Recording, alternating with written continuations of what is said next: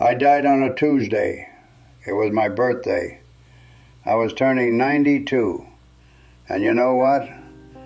I was angry. I had spent the whole day sitting by the phone, waiting. My son lives in London. My daughter is busy with her grandkids. No one called.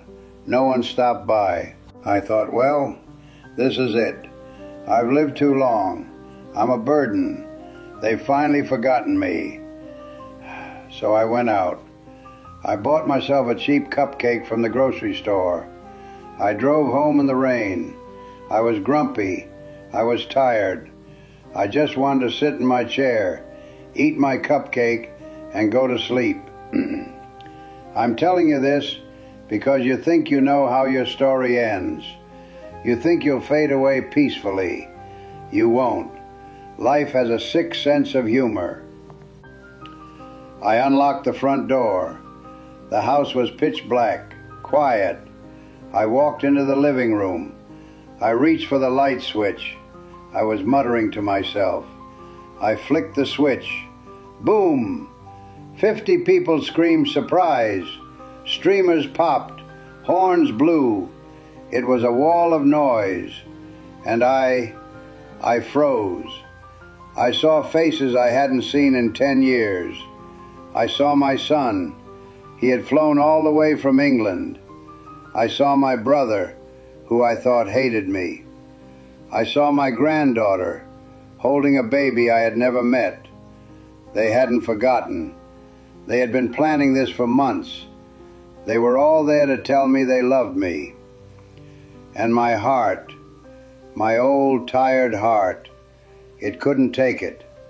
It wasn't fear. It was joy. It was a tidal wave of adrenaline and love and shock, all hitting me at once. I clutched my chest. My son's smile turned to horror. He started running toward me. Dad! Dad! But he was moving in slow motion. I dropped the cupcake.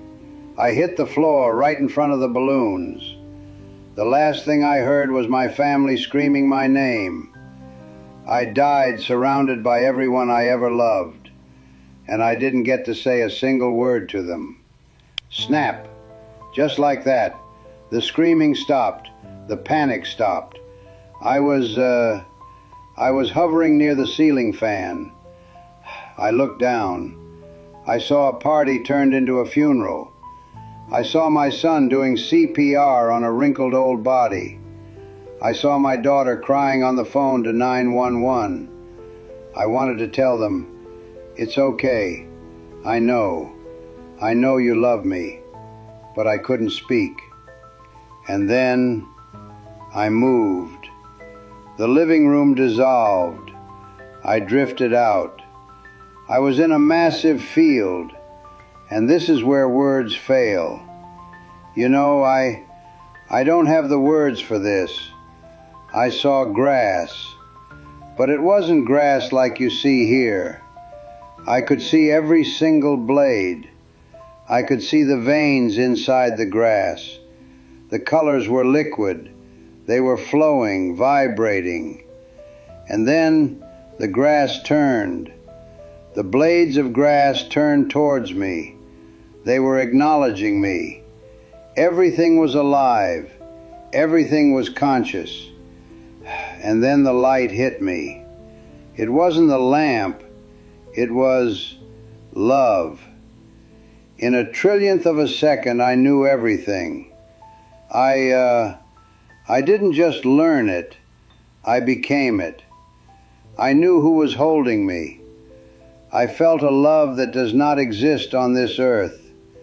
It washed over me and erased 92 years of loneliness in a heartbeat. I thought, I'm home. What a beautiful day to die. I was ready to stay. I wanted to stay. But then another presence showed up. I knew who it was instantly. You don't need a name tag on the other side. It was him. It was Yeshua, Jesus. He didn't say a word. He didn't have to. He radiated a perfection that makes you want to fall on your face. I felt him move towards me, and then I felt hands. Not on my body. I didn't have a body. I felt two hands on my soul. He placed his hands on the essence of who I was. He was gentle, but he was firm. He was guiding me. He was pushing me down. He was saying without words, "Not yet." He pushed, and suddenly, slam. Gravity, pain, noise. I was back in the meat suit. I woke up in the ambulance, sirens wailing, a mask on my face. I looked for him. I looked at the roof of the ambulance where the light had been. It was gone. They took me to the ICU. I survived. And you know what I felt? I didn't feel lucky. I didn't feel blessed. I was depressed. I was furious. Why? Because I had tasted the real thing. When you are out of your body, there is only love. That is the default setting of the universe. Then I came back here, to Earth, and I could feel everything. I could feel the guilt radiating off my family. I could feel their fear. It felt like walking into a sewer after bathing in sunlight. I shouted at God. I lay in that hospital bed, and I screamed at him in my head. I said, "You cannot do this to me. You can't show me heaven and then send me back." I was finally happy. And for the first time since the party, he spoke to me. He didn't shout. He whispered. He said, "Why not? You are my son." And I crumbled. I realized I am not here to just suffer. I am here to remember. So why am I telling you this? Because you are doing what I did. You are sitting in the dark, thinking you are alone. You are thinking nobody cares. Stop it.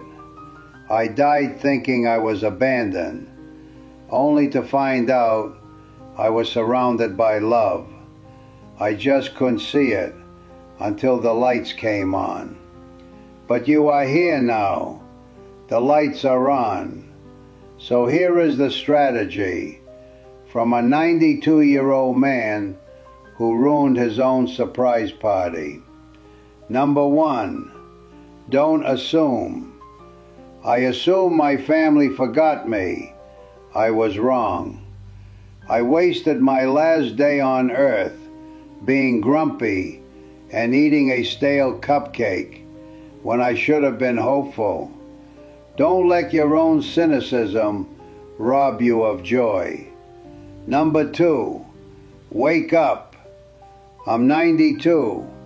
My back hurts. My eyes are dim.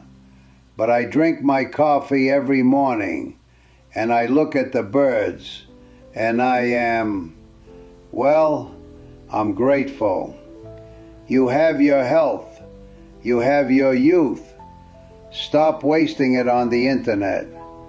Don't wait until you are 360 degrees above your body to realize how precious your body was.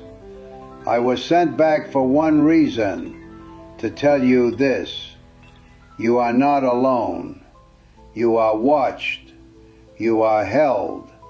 And you are loved more than your human brain can possibly comprehend. Now stop worrying and go live.